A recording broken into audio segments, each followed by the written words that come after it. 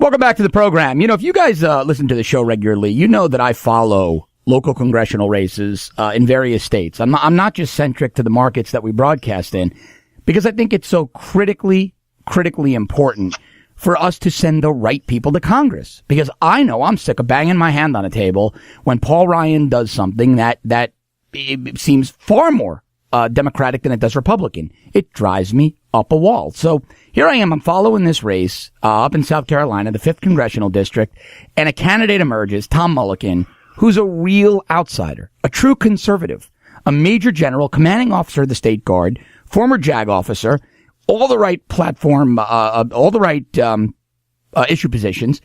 And there is another candidate in the race, a solid RNC establishment guy doing exactly what they do. So I want to introduce the audience to the good candidates and debunk some of the false narratives being spewed by the bad candidates. And luckily, Major General Tom Mullikin joins me this morning. How are you, sir? Doing well, John. Thanks so much for the invite and looking forward to this conversation. We're excited about our campaign. Yeah, and you should be. I mean, first of all, it's a really, really important seat. I think both because South Carolina has become such an important state in the general election, President of the United States, such a player in terms of industry with Boeing moving to the state, and a very symbolic seat right now since Mick Mulvaney went up to the White House. The Democrats seem to be pulling out all the stops to win this seat, much like they did down in Georgia 06. To fill the seat of Dr. Tom Price. And so tell me a little bit about what made you decide to jump in. You had a pretty good life. You're a pretty successful trial lawyer. You're a commander of the State Guard. You have a successful business, and you're able to do what you're passionate about, which is serve our nation. And then you decide to jump into the ugly game of politics. Why did you do that, Tom? Well, that's a great question. I'll tell you, the latter part of October, I could have never guessed that I'd be standing here today as a candidate to the 5th Congressional District to follow my good friend Mick Mulvaney. Like so many people, I was so enthusiastic after the result in November, and I saw a man who put his life and his family and his fortune out to be criticized unfairly by so many. And we were visited first by Mick Mulvaney's chief of staff, who's endorsed us and been such a huge player in our campaign. And when he first came, I just said I had no interest. And they came back, and some of the Trump team came, and they asked again. And I said what I thought would probably put the end to it, which is talk to my wife of 34 years. And if she agrees, I'd love to talk with you some more. And she was immediately convicted.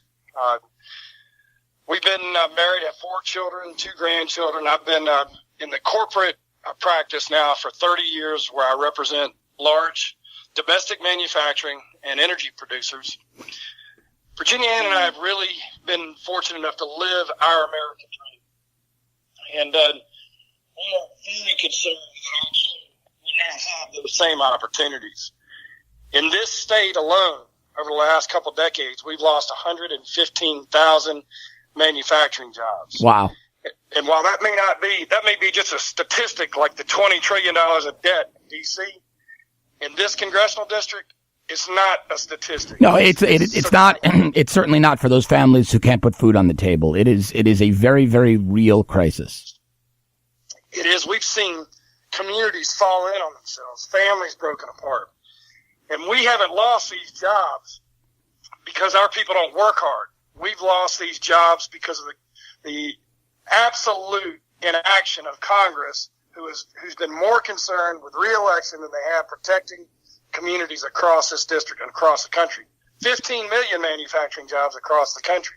Well, that's always been my one of the reasons that, and it was probably right around 2015 when I went all in for Donald Trump, President Trump, was the absence of awareness from congressional and Senate Republicans, the rhinos, the establishment, to what everyday Americans go through. I began my career as a New York City cop. My friends were the carpenters and the plumbers and the guys who swing hammers for a living and go out there and break their knuckles to put food on the table. And this elitism I saw from Congress, and it really bothered me. And that's why when I was fortunate enough to be on air and have a voice. I really wanted to put politicians' feet to the fire, but I will tell you, I'm partial. I'm biased. I love outsiders, and I also love this new trend of warrior politicians, people who have served our nation. We have a great congressman down here now in Florida, Brian Mast, who, you know Brian's story, I'm sure. He lost 2 legs and part of his hand. He was an explosive ordnance tech with the Rangers.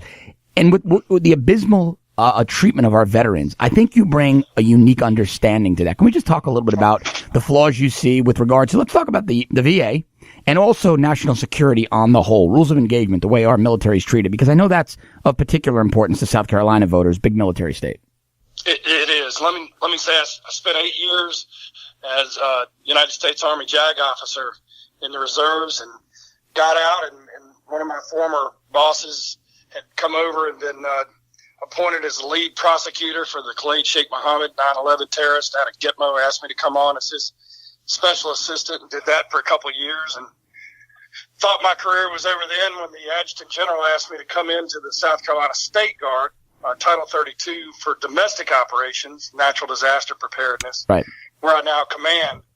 There is no more important issue than taking care of our veterans. And the fact of the matter is, 30 years of practicing law and working with veterans, being a veteran myself, I've never heard a good story coming out of the VA. The VA is broken. The VA needs to be taken apart and rebuilt as a service-oriented agency. You know, it's so true. I'm speaking with Tom Mullikin, candidate for U.S. Congress, South Carolina's 5th Congressional District, and also Major General Tom Mullikin, commander of the South Carolina State Guard. When I've had Brian Mast, Congressman Mast, on my show, I've gotten to know him very well, and when he told me that with everything he's sacrificed physically, with his family sacrificed, that for certain treatment he has to drive 60 miles each way because the VA doesn't make his benefits portable, I couldn't believe that we're treating our veterans that way. I couldn't believe it. There's only horror stories coming out of the VA.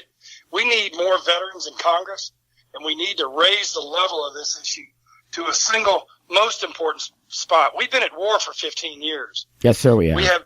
We have veterans coming out that have all sorts of injuries, both physical and mental. There was a period of time when we were losing more soldiers to suicide than we were to war-related injuries or direct fire from the enemy. We've got to do better as a nation, and that's a theme across so many issues, from national security, immigration, economy. We have politicians in Washington more worried about re-election than the issues facing communities across this great country. Unfortunately, I think that's now the norm, not the exception, especially in Congress, where with a 2-year term, they almost begin running for re-election immediately upon being sworn in. Yeah. It's terrible. They're not serving the constituents. I want to talk a little bit about some of the attack ads or statements that one of your challengers, Chad Connolly, has put out. Now, he recently attacked. This one hit home because he recently fabricated some talking, but I believe they were fabricated talking points about Karen Giorno. Karen Giorno ran the Trump campaign in Florida, was the political director of 11 states in the Southeast, then a senior advisor at Trump Tower. She won Florida, and Florida was a massive upset. Even in the new book Shattered, they talk about Hillary's loss in Florida and how Hillary was stunned. Yet I read something the other day where Chad Connolly, solid RNC establishment guy on the RNC payroll, an employee of the RNC, also running for Congress, where he said, well, Karen Giorno was just some fired staffer, so don't listen to her if she supports Tom Mullikin, which I found very offensive because she's someone I know, someone I watched win the state of Florida, where we're located, and for a candidate to just flat out lie, to claim somebody who was promoted, who won a state, who was there till the end of the campaign, then went back to private practice, to claim they were fired, to me is a pretty egregious statement. And I don't, how do you trust a guy who's going to lie about something that's so easily provable with a simple Google search, or disproven with a simple Google search? His claim about Karen, who is a great patriot, a brilliant strategist, and a passionate supporter for President Trump, is outrageous. And he's gotten away with stringing together a number of half-truths. He's, if you just pull yourself away and think about the very organization charged with an open and fair primary, paying a guy throughout the primary who has said he separated his relationship and being shameless enough to continue. there is no respect for the process, John. This is why people who have successful careers don't want to be a part of it. But you know what I'm seeing, Tom? The voters do. Social media does a lot of things wrong, but it does a lot of things right. And social media has made the voter much smarter, and not just smarter in terms of researching the issues, because it's put those at their fingertips, but smarter in the sense that they now have insights into the inside baseball of politics that they used to not. Right? You and I 10 years ago, before the advent of social media, could have talked about this inside baseball and this person working for the Republican National Committee and why that's significant. And that would have been lost on the average voter. They're just busy with their lives and families. But now they get it, and they realize how bad it is for the RNC, which is supposed to be impartial to all Republican candidates, to have one candidate on their payroll and be strong-arming media and endorsements on behalf of that candidate. It's inviting other Republican candidates to a poker game and fixing the deck. That's how I see it anyway. Oh, that's exactly right. It's egregious and shameless. And the fact that they weren't able to stand up and acknowledge it, and they're just tone deaf to the fact that the American public really wants something different. Yes, they do. So when you talk about draining the swamp, that's the swamp that people are talking about. It's patently unethical. And I don't know if it was illegal. That would be a question for somebody else. But it stinks, and that's why people don't want to be a part of this process. I have said we are going to run different so we can serve different. Now, we're talking about this issue now, but my campaign has been focused on those issues impacting America. Let me add a point about that, because you brought up something really important. Right. It's not a question of illegality. You're a military officer. You've handled sensitive information. I was in law enforcement. We dealt with sensitive cases. One phrase that was drilled into our heads, and correct me if I'm wrong, is the appearance of impropriety. Avoid the appearance of impropriety at all costs. And man, a congressional candidate being paid by the RNC running against other Republicans, I can't think of anything that appears more improper than that.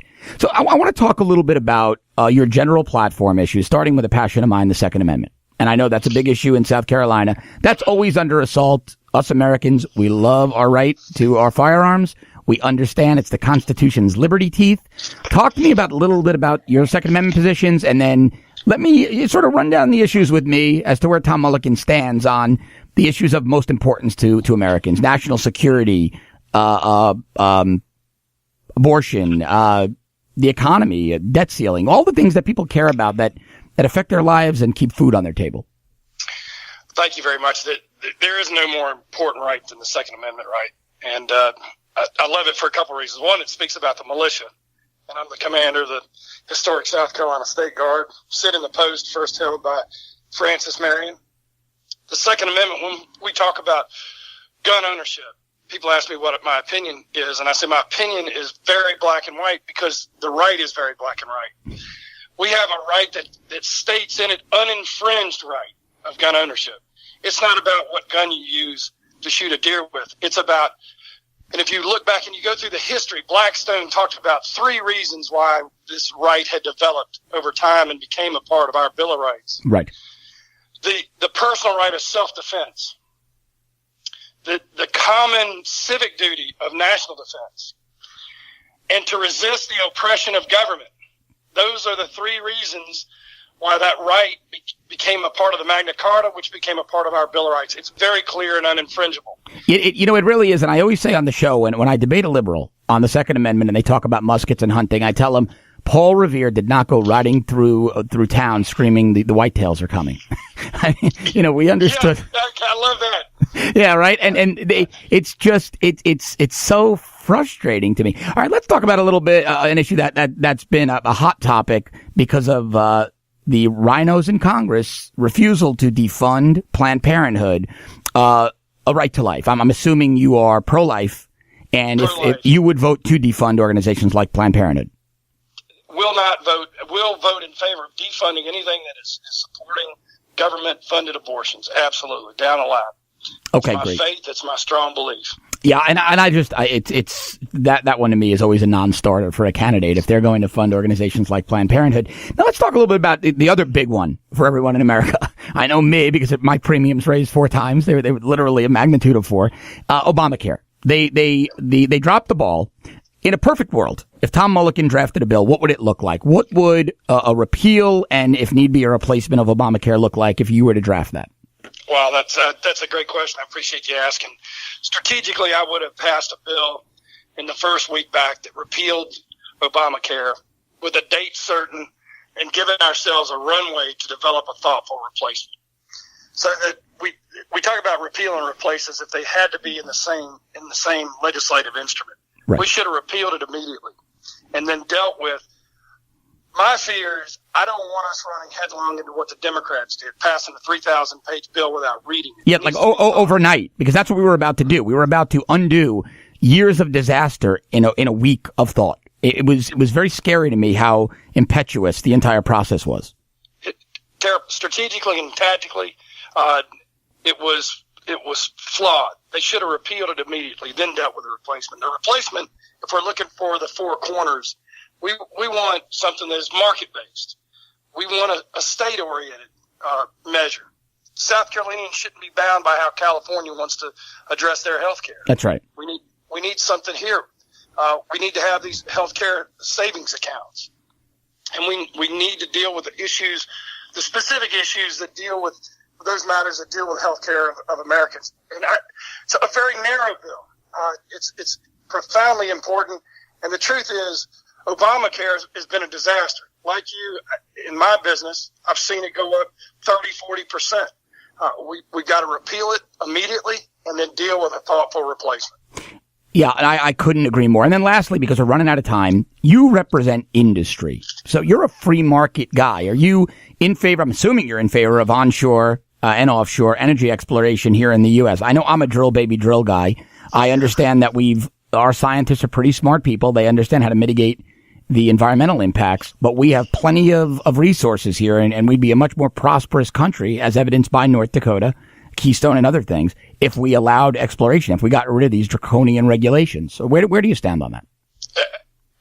100% in agreement. Let me start off by saying this also ties into national security. Each year, we spend nearly $200 billion annually on foreign sources of fuel, a large piece of which goes to countries that we are involved in fighting today. We are funding the jihadists that we're fighting. What kind of energy am I for? I'm a market-based energy guy. We need a U.S. energy policy with integrity. I'm for oil, gas, nuclear, photovoltaic, wind, geothermal, kinetic. We need U.S. energy, and we need it on the market when it can be competitive. Because if we don't have abundant, affordable, safe energy, we're not going to have that manufacturing backbone. We can't force wind on the market at 13 cents when we can buy natural gas at 3 cents. Exactly right. Right. Yeah. And I've always had this argument with the ethanol argument and what it did to the price of corn and how it affected the average American. There is a very short-sighted either naivete or ignorance on the left when it comes to the trickle-down effects, economic effects of these alternative energy policies being shoehorned into an economy that's oil and gas based. It just doesn't work. So many of our environmental regulations have been passed over the last decade as punitive measures to move manufacturing and energy offshore. Yeah.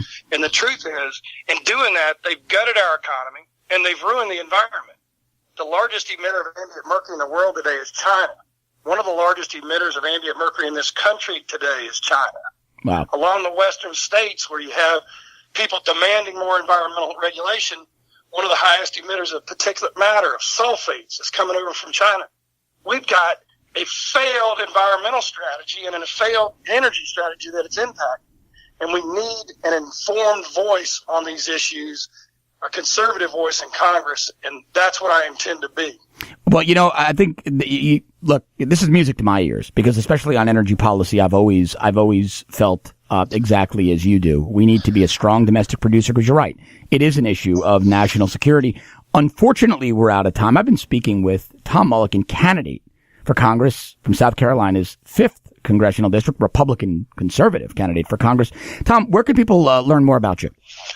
TomMullikin.com, TomMullikin.com. If you go there, that's our website. You'll see our Facebook page, our Twitter. Please follow us and share our videos, and let's help make America great again. Amen, brother. And I got to tell you guys, I'm a partisan. I'm an opinion guy. I can say it. If I were a South Carolina voter in the 5th District, I would be voting for Tom Mullikin. I've done my homework. I've vetted the candidates. I'm endorsing him. I'm supporting him. I'm just sorry I can't vote for him. General, thank you so much for being here. I really appreciate you taking the time this morning. Thank you, my friend. Have a great day. God bless America. God bless America. Have a great one. Bye-bye. Bye-bye.